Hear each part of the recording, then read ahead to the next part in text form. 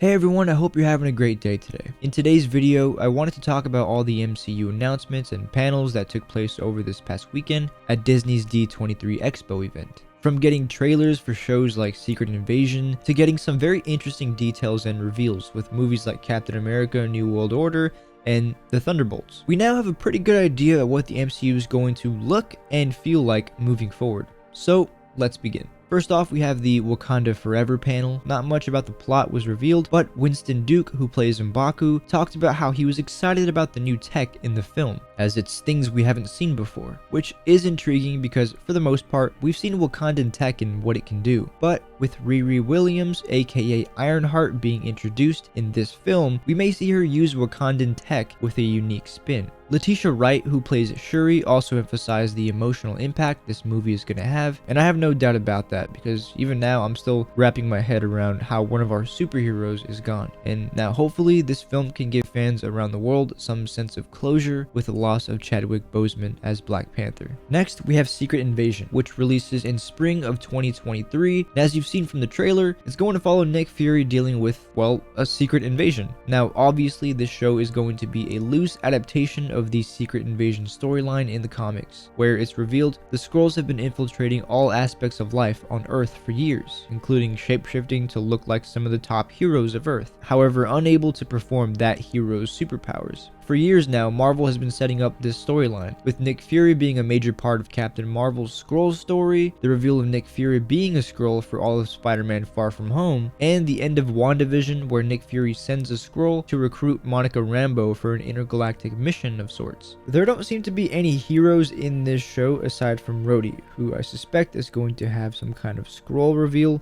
sometime in this show, but that is a whole video for another time. For the entirety of the Secret Invasion storyline in the MCU, we've seen Skrulls who are mainly on the good side of things, and from our first look at this show, it seems like Fury knows there are other Skrulls hidden everywhere, waiting for the right time to take over. This brings us to the Marvels. We got to see this movie's team on stage with Ms. Marvel, Monica Rambeau, and Captain Marvel, but no details about the plot or villain was revealed because it's probably a big spoiler for other shows and movies surrounding it. Next is one of the panels I was more curious to see, and that's Captain America: New World Order. So this is going to be the first Captain America movie with Sam Wilson holding the shield. And we're also getting a new Falcon with Joaquin Torres, who we were first introduced to in Falcon and the Winter Soldier. We're also going to see the return of Isaiah Bradley, who was another super soldier experiment that the US government tried to cover up. I don't think we'll see him suit up, but it is nice that they're continuing his story. We also get the confirmation that Samuel Stearns, aka the Leader, is going to be the villain of this movie. This is one of those things that Marvel set up way back in The Incredible Hulk, when we saw Samuel Stearns begin to transform into the Leader, and now that finally gets a payoff. So essentially, the Leader is a mastermind who creates these secret spy rings with the hopes of overtaking the government. And interestingly enough, the title of this movie may refer to the New World Order in the comics, which is a secret organization created by the Red Skull that plots to take over the world. So they can easily replace the Red Skull with the Leader as the one who creates the New World Order. This movie can be an interesting battle of ideologies, where the Leader wants to overthrow the government, justifying it by all the bad things those in power are guilty of, while Sam Wilson has to do his duty as Captain America, even if he can agree that the US has made some pretty big mistakes, like what they did to Isaiah Bradley. We learned that Loki Season 2 is going to leave off right where Season 1 left off, dealing with the ramifications of killing a Kang variant, causing things throughout timelines to shift. For example, Mobius not remembering Loki because he never met him in that timeline, although not much else was revealed. This Kang storyline then bleeds directly into Antman and the Wasp, which is going to be a very different movie from the previous two. We'll still have Paul Rudd being Paul Rudd, but this film is going to have a much larger scope with a darker tone, as Scott Lang, his daughter Cassie Lang, and Hope Van Dyne have to face off against a variant of Kang, and that is something to remember. We can have Kang show up in all these different projects because they're all variants. So in the Kang Dynasty, the Avengers are going to have to figure a way to take out all the Kangs throughout time. The main thing we learned about Armor Wars is that yes, it's still happening, and it's going to start where Secret Invasion leaves off. In the comics, Armor Wars refers to a storyline where someone is stealing Stark tech. A lot of MCU villains in the past have used Stark tech, but in this show it'll probably be happening a lot, and probably by someone like Justin Hammer. who we haven't seen since Iron Man 2 if you don't count the Iron Man 3 one-shot. Next, we have what I am hands down most excited for, Daredevil Born Again. This series will be a soft reboot of sorts from the Netflix Daredevil series, so this will be more of a season 1 than a season 4. But they're keeping the best elements with Charlie Cox returning as Daredevil himself and Vincent D'Onofrio as Kingpin, who are both also appearing in the new Echo series, which follows Maya Lopez, aka Echo, after the events of the Hawkeye series. It's still not official if any of the Defenders or the Punisher are going to be making some kind of return, but Marvel obviously sees the potential in bringing this stuff back, and they'd be crazy not to.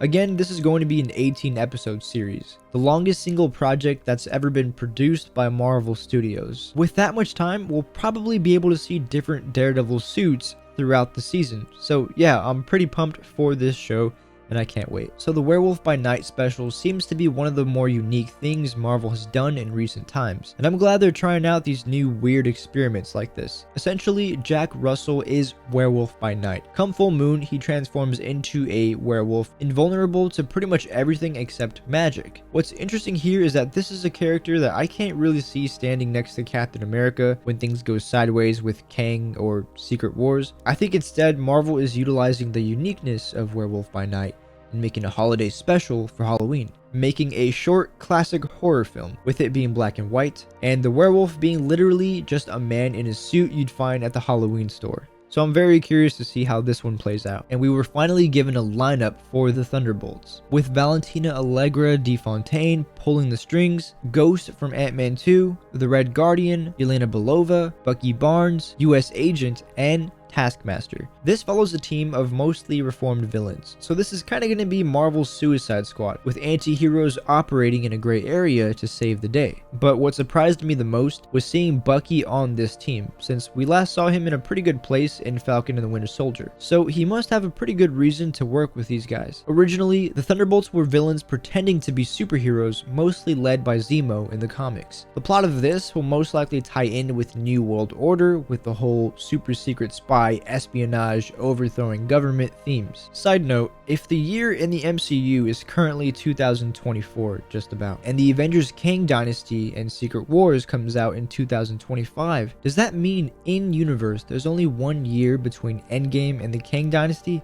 That is just something to think about, and if you have a concrete answer, please let me know in the comments. Lastly is the Ironheart series, which is going to follow Riri Williams as she takes part in a showdown between magic and technology, going up against villain Parker Robbins, aka the Hood, who specializes in magic. So it's going to be cool not to see just evil version of the hero, but completely different power sets going against each other. I also forgot to mention earlier that I'm very excited for Namor the Submariner to appear in Wakanda Forever. They've kind of been teasing Atlantis and Wakanda having problems in the water for some time now, so yeah, I'm very excited about pretty much everything that's happening here. Even though this is a lot of projects for the upcoming years, it seems a lot more interconnected than the recent shows and movies in the MCU, which is pretty impressive considering just how much is going on at one time. Anyway, thank you guys so much for watching, and if you're at this point in the video, you're awesome, and I'll see you guys in the next video.